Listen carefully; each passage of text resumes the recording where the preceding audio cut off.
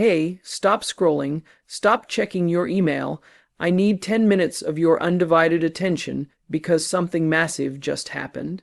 And almost nobody's talking about it the way they should. You know how people say, "Well, if even America hasn't done it, it must be impossible." India just did the impossible. Yeah, read that again. A country that the world once underestimated just stood up, did the unthinkable, and left global powers blinking in disbelief. This isn't clickbait. This isn't hype. This is real, and it's going to change how the next generation sees power, leadership, and innovation. Let me tell you what just happened and why it should make you proud, alert, and curious all at once. So what did India just do? India has just done something extraordinary, something that no other country on earth, not even the United States, has dared to attempt. While the world's major powers were caught in competition or caution, India stepped forward with a quiet confidence and achieved what many thought was too risky, too complex, or too premature. Consider the Chandrayaan-3 mission. It wasn't just another lunar landing. It was a calculated effort to reach the south pole of the moon, a region filled with craters, extreme cold, and scientific uncertainty. No nation had ever successfully landed there, but India did, and it did so with a fraction of the budget that other nations typically spend on similar missions. This wasn't just a technological achievement, it was a moment of global recalibration.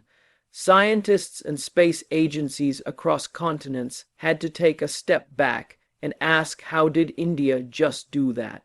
And if that wasn't enough, India also became the first country to fully operationalize a digital public infrastructure at scale with systems like Aadhaar, UPI, and DigiLocker connecting over 1 billion people to services like banking, identity verification, and healthcare access almost instantly. No other nation has managed this combination of security, speed, and scale. These platforms aren't just digital tools. They are enablers of empowerment for the common citizen. While countries across the world were debating the ethics or struggling with regulation, India acted boldly, systematically, inclusively. What makes this moment so unique is that India didn't wait for global validation or Western approval. It set its own timeline, it picked its own goals, and when the moment arrived, it didn't just meet the challenge, it redefined what was possible.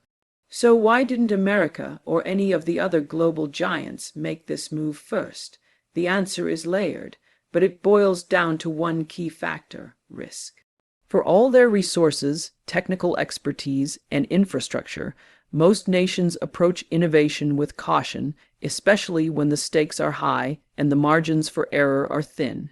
Landing on the moon's south pole isn't just about rockets and computers. It's about navigating uncharted terrain, managing thermal extremes, and operating on the edge of technological certainty. Most space programs, even those with far greater funding, have avoided that area of the moon precisely because it's so difficult and unpredictable. Similarly, implementing a nationwide digital ecosystem like Aadhaar and UPI poses enormous challenges: privacy concerns, data security, inclusion, fraud prevention. Developed countries, especially in the West, have long debated these issues, but have struggled to take decisive, unified action. India, however, had something else, a unique blend of necessity and courage. It didn't have the luxury of slowly evolving its systems. It had to leapfrog decades of legacy infrastructure and build solutions that were native to its needs. This urgency gave India clarity and drive. There was no plan B. Instead of being paralyzed by risk, India embraced it. Instead of waiting for the perfect conditions, India created the conditions. What also made the difference was India's mindset. While others saw risk, India saw opportunity. Where others hesitated, India experimented, and that's what separates bold innovation from bureaucratic stagnation. India's approach wasn't reckless. It was resilient, and in doing what others chose not to, it didn't just solve its own challenges. It showed the world that courage, when paired with purpose, can outperform caution even in the most advanced corners of science and governance. India's bold actions don't exist in a vacuum. They are part of a much larger story, one that's been building quietly but powerfully. Public-private collaboration, the success of projects like Chandrayaan-3 or the nationwide rollout of digital public infrastructure is part of a broader trend. India is not just catching up, it's leapfrogging. The world has taken notice. Foreign investments are pouring in. International institutions are recognizing India as a model for scalable development. Global companies are setting up innovation hubs in Indian cities. Even geopolitical conversations are shifting with India, playing a more central role in forums like the G20, BRICS, and Quad.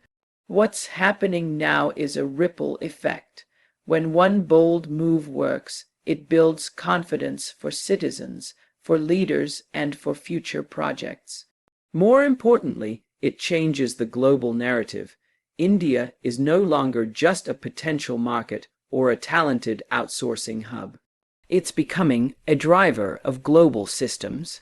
Whether in fintech, health tech, clean energy, or space science, these achievements are signals to the world that India's trajectory is upward, that its innovations are scalable, and that its leadership is not symbolic, it's strategic, the momentum is real. And as India keeps rising, it's not just participating in global progress. It's helping to define it. Let's get one thing straight. What India just did wasn't easy, it wasn't obvious, and it wasn't safe.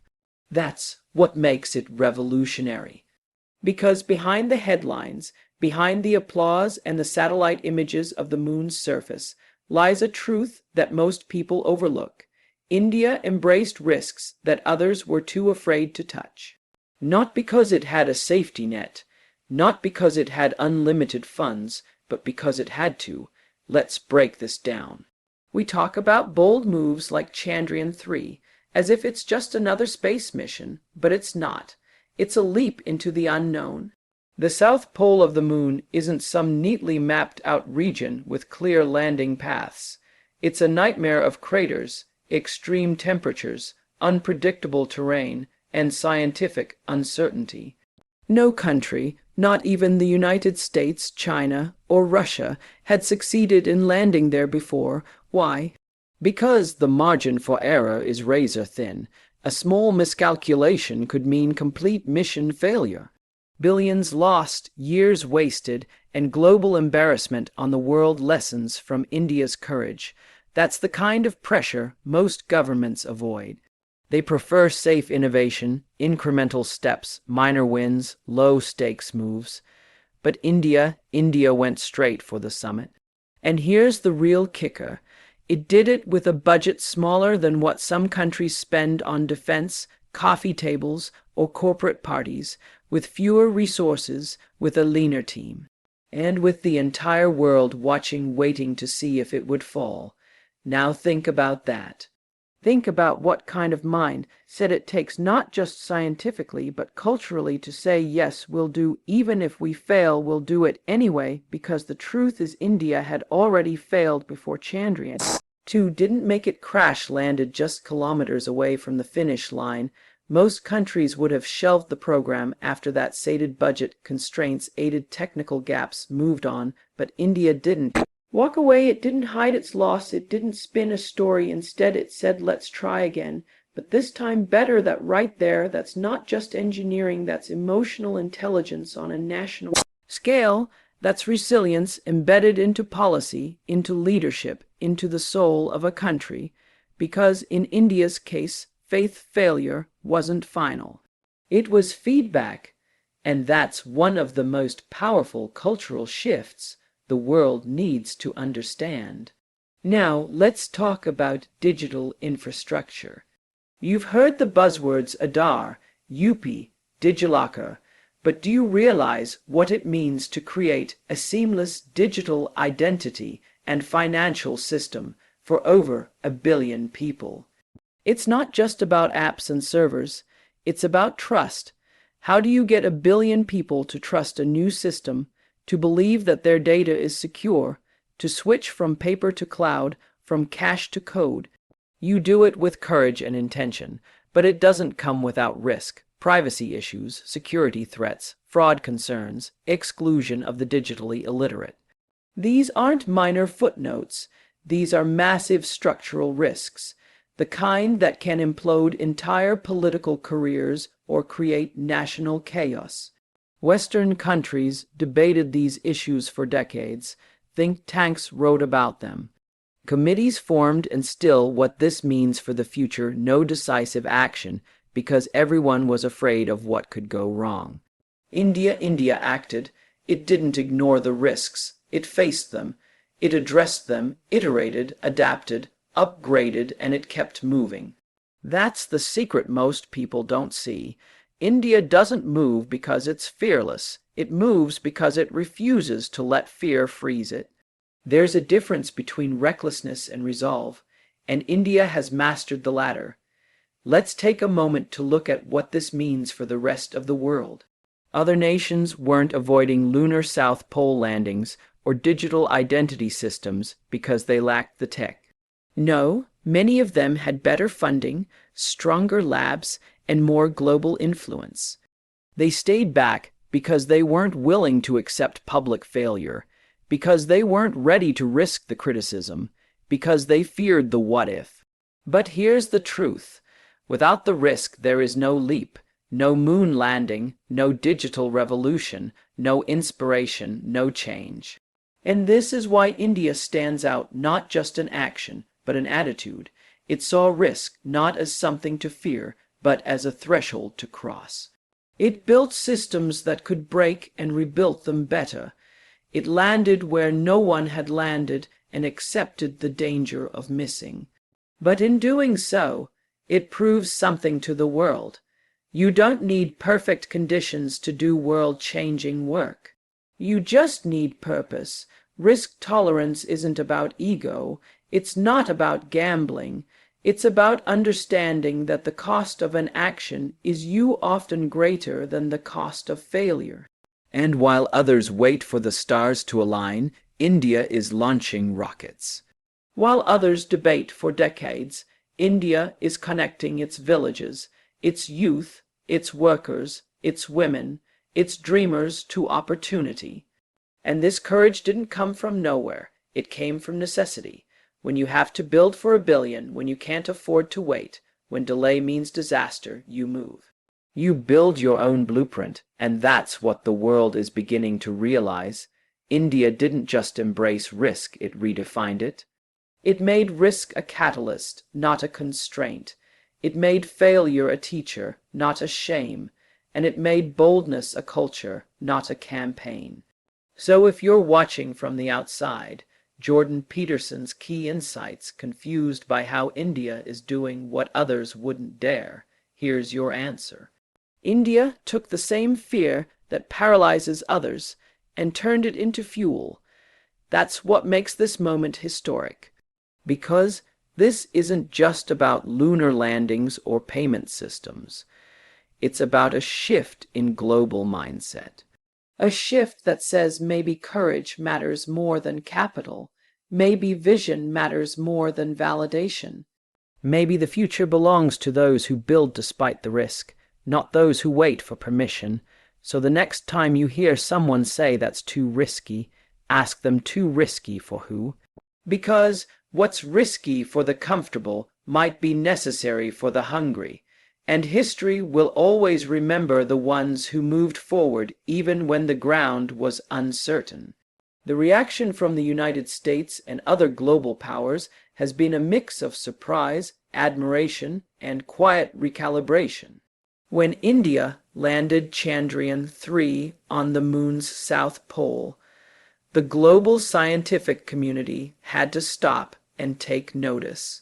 Not just because of the technical achievement, but because of who did it, how it was done, and what it symbolized. With a mission budget lower than the cost of some Hollywood blockbusters, India accomplished what no space agency in the world had achieved before.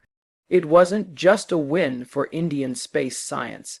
It was a signal that innovation and efficiency can coexist, and that ambition is not the exclusive domain of the West. For countries like the United States, which have traditionally led in space, tech, and infrastructure, India's success raised important questions. How did they achieve this so quickly? How are they scaling digital systems for over 1 billion people when even developed nations face bottlenecks in inclusion and access? The answers lie in India's frugal innovation model, doing more with less, moving fast, and staying focused on accessibility and scale. This challenges the traditional belief. It's a cultural shift, a moment of reckoning for the world, in daring to go where no one else did, in solving for scale while others hesitated. India has shown that real leadership is not about final motivational words, waiting for the perfect moment. It's about creating it.